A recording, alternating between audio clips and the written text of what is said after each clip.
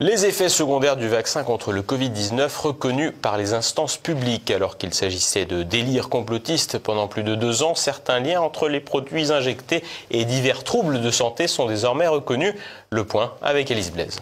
La vérité prend toujours l'escalier. Il aura fallu près de 3 ans de délire pour que les autorités finissent par reconnaître, en catimini, que les vaccins contre le Covid-19, acceptés pour beaucoup sous la contrainte, avaient de véritables effets secondaires.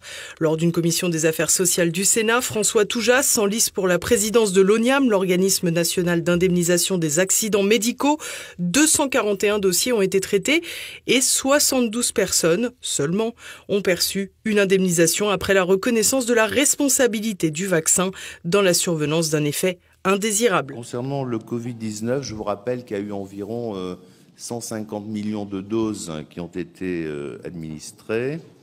Les chiffres qui m'ont été donnés, qui sont très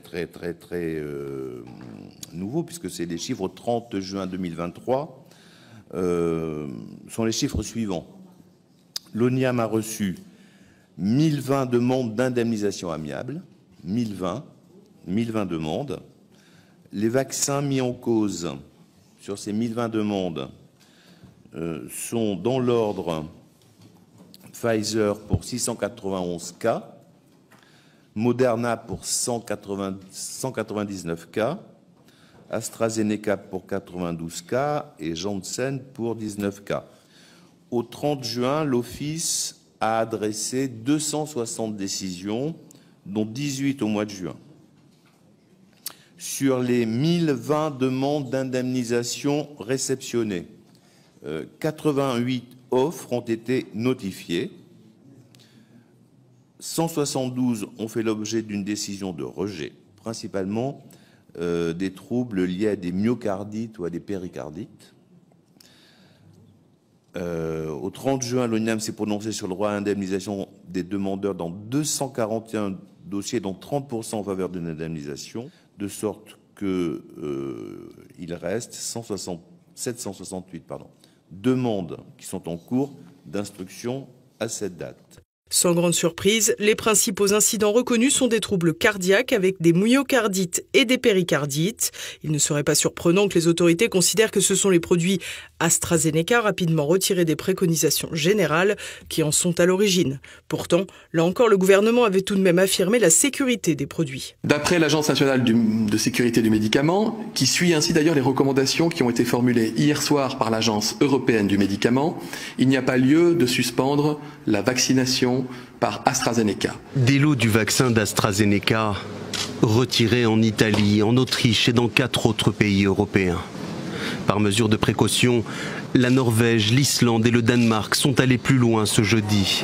Son utilisation est totalement suspendue jusqu'à nouvel ordre. Les effets secondaires inattendus du vaccin AstraZeneca qui cloue les soignants au lit. L'agence du médicament a en effet relevé 150 effets secondaires chez les personnels de santé vaccinés cette semaine. Au-delà des atteintes cardiaques, des troubles neurologiques ont aussi été rapportés dans les dossiers envoyés à l'ONIAM, notamment avec 33 personnes souffrant d'une paralysie faciale. À relever également des troubles de la vascularisation grave avec des accidents vasculaires cérébraux, des thromboses et des embolies pulmonaires.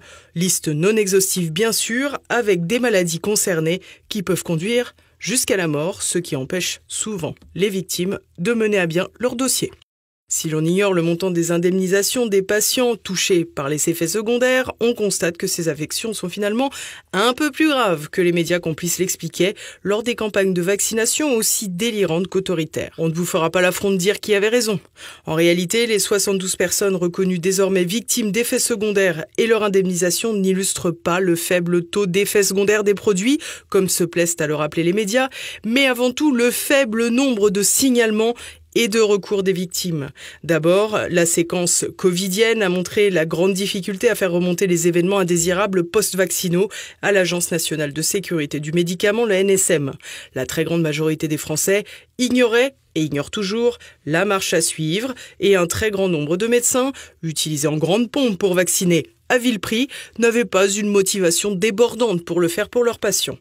Par ailleurs, les autorités publiques, fanatiquement favorables à la vaccination de masse, ne pourront pas se dédire. De même, beaucoup de vaccinés, convaincus ou contraints, n'ont psychologiquement plus les ressources pour accepter qu'ils ont été dupés.